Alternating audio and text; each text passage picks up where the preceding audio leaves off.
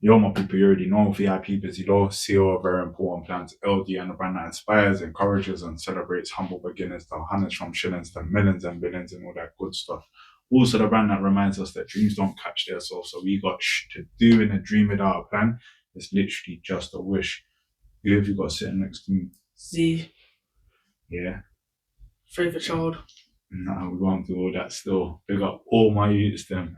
Yeah, listen, yeah, so basically, welcome to the channel. This is the VIP family way, um, where obviously the messages, I'm the author of The Pain That Turned Into the Power. The Pain That Turned Into Power, a guide to planning with purpose and elevating out the block. The reason for writing it is because I actually come from a block. I grew up in gang culture. My mum couldn't control me. She didn't know what to do with me. So it's a thing where I've obviously lived a life, so I've got a different approach with my children. And so that's what this channel is going to be like, kind of sharing the message from the book. It's a few things that obviously my mum wasn't aware of to teach me. My mum's a hard working lady, and that's what she is, a hard working 9 to 5, or always has been my whole life. So it's a thing where if I'm coming up on the streets and I'm buying this, breaking that down and selling it to that person, this is actually entrepreneurship. So obviously my mum's advice to me is go get a job, you'll be all right. But that created distance because anytime that I've tried to get a job, I never lasted over 4 months at anything. So it's a thing where I'm here to basically, what's the word, encourage entrepreneurship, because I know that when you're coming from these walks of life and when you're growing up in, you could say poverty. I wouldn't say I lived in poverty, like there weren't no food on the table and that, but yeah, I couldn't get trainers every second I wanted and stuff like that. It forces you to go do this and do that. So a big thing that a lot of us are um, lacking in our families is financial literacy. And I've got a whole chapter on that in my book, The Pain That Turned Into Power, a Guide to Planning with Purpose and Elevating Out the Block. And in financial literacy, I've got 8 conversation starters with our children about financial literacy. So what we're going to do for our first episode is get into it with the first question and then reason about that. And then next episode, you hear number 2. We've got 8 episodes to do with this, yeah?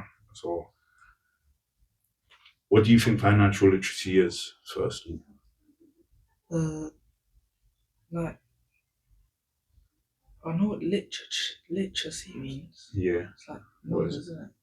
No, literacy is not financial literacy is literacy with numbers. Literacy is like English and writing and stuff like that. Do you get what I'm saying? Oh, So maths. no, so obviously it's being literate with maths, it's being literate with numbers. You get what I'm saying? So yeah, let's get in with the first one. So can you tell me the difference between something you need and something you want, and how would you decide to which one to spend your money on first? The difference between something that I want and something that I need is something that I want is like luxuries. Something that I need is like something that I need to keep me alive. Like it's like a necessity. Yeah, give me some examples. Water, showers. Water, showers. Yeah, yeah, I get what you mean. They are necessities.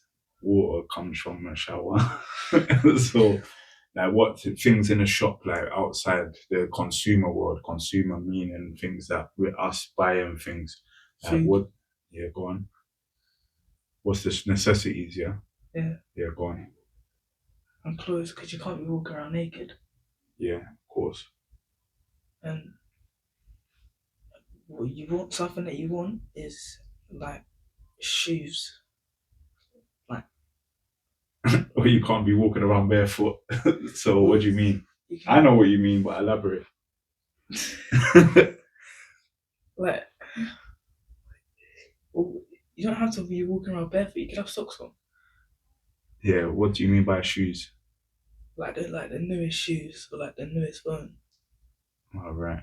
So basically, what you're getting at is kind of the having the newest things to look rich before you're rich sort of thing, when you could just get the bare necessities build up and Yeah.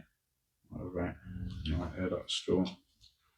I hear that. So that's your answer. It's yeah, obviously you've read through the book before as well. We've gone over this months ago though, so I just wanted to leave it a good few months so it's back fresh in his head and see what stuck with him.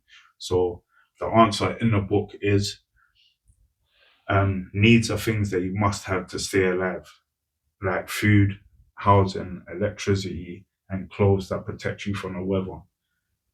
Wants are things that are nice to have, like the newest trainers, takeaways, or expensive gadgets. When money's tight, it's important to focus on needs first. Teaching a child to prioritize needs helps them to avoid situations where poor spending habits leave them vulnerable, sometimes even turn into crime to make up for financial mistakes. If a young person knows how to delay gratification and focus on the essentials, it builds resilience and discipline, two things that can shift their whole life direction.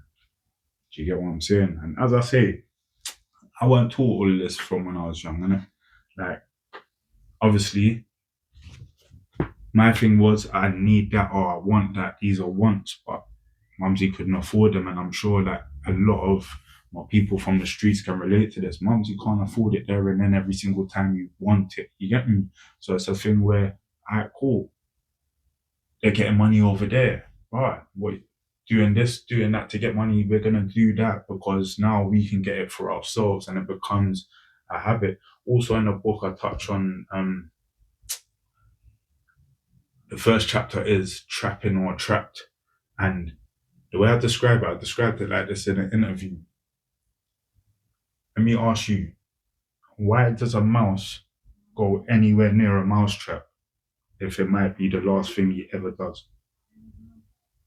To get food. So the cheese, the food. So the food, that's what I'm saying. There's always a law onto these traps, not law like police law. I mean, lawing something into something. There's always a law into these traps. So just like a fish, like when you go fishing, the fish don't see the hook, it sees the maggot, it sees the bait on the hook wriggling around. When it takes the bite of that, it's grabbed. So that's what happens to us on the streets. This is what we don't want to happen to our kids as well. You get what I'm trying to say? So let me explain something as well, Carl. Obviously, financial literacy, not all of us are financial literate. I'm still on my journey now myself. So it's a thing where this is something we really need to teach ourselves. And this book here, The Pain That Turned Into Power, has got a whole chapter on it, breaking it down exactly what it is and how it could deter a life of crime if taught from young at home. Now, just before we get to the conversation starters with our children, there's a paragraph that says, but how can we teach what we don't know? Impossible, right? Abort mission. How can we expect to guide others if we haven't walked the path ourselves? It's like trying to teach someone to swim when we've never even stepped a foot in water. If we haven't mastered something or experienced it firsthand, how can we share it with others in a way that truly makes an impact? We can talk all day, but without the right knowledge or personal experience, our words will fall short. However, we have to remember we can learn, and once we've learned, we can teach. It's not about being perfect, it's about being open to growth. If we're not learning, we're not evolving. And if we're not teaching, we're not passing on what we've learned. People aren't likely to follow advice if they don't see us doing what we're saying, right? If we want to inspire change in others, we need to walk the walk. This brings us to the importance of teaching our kids the true value of financial freedom, something many of us have not fully grasped in our own upbringing. So what if we started by asking them, what does financial freedom mean to you? How do you plan to build it? Let's dive into a questionnaire to start the crucial conversation. And this is what the book's all about as well. So if you haven't got a copy of the Pain That Turned Into Power Guide to Planning with Purpose and Elevating Out of the Block, then hit the description and grab yours as well. If you don't already know, I go across the country and I sell books left, right, and center. My son's currently living with me full time as well. So by all means, it's a weekend. You're coming to work with me. You get what I'm trying to say? Yeah. Rich Dad Poor Dad. This book made me scratch my head and think to myself years down the line after reading it, why am I like how I am now? Why I ain't out there doing whatever with the bros them anymore? And why am I so focused in that? Because obviously you go through a whole, like, you start to question yourself, you question your gangster, you question all of these things, and I had to think to myself, why am I like this though? And it was this book that really made me think about it. What I'm trying to get is these are things that aren't taught at schools.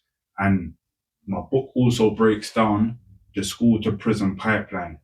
You wouldn't know what financial literacy is. You wouldn't have financial IQ unless someone in your family is queued up on it and they know what's going on as well. So that's why I definitely needed to bring it to the forefront to show people, yeah, this ain't a book to tell our kids, go get a job, you'll be all right. Like I said, that created distance between me and my mum is to show them that you learn skills in these streets and from this way of life and from survival, that if you took it into a next world, added financial literacy to it, you can become the boss you want to be, but in the way you want to be. This is the VIP family way. This is a little discussion. Obviously, it's our first episode, and we're going to be moving forward with the rest of the 7 financial literacy conversation starts with our kids. And there's going to be more as well. Keep your eyes peeled. I'll let you know some more on the next episode. Just make sure you hit the subscribe button and hit the like and comment as well. Ask your children this question. Do you know the difference between a want and a need? And what would you spend your money on first? Ask them that. Let me know what they say in the comments. You want to say anything to them? See you later. This is the VIP family. Right. Whoosh.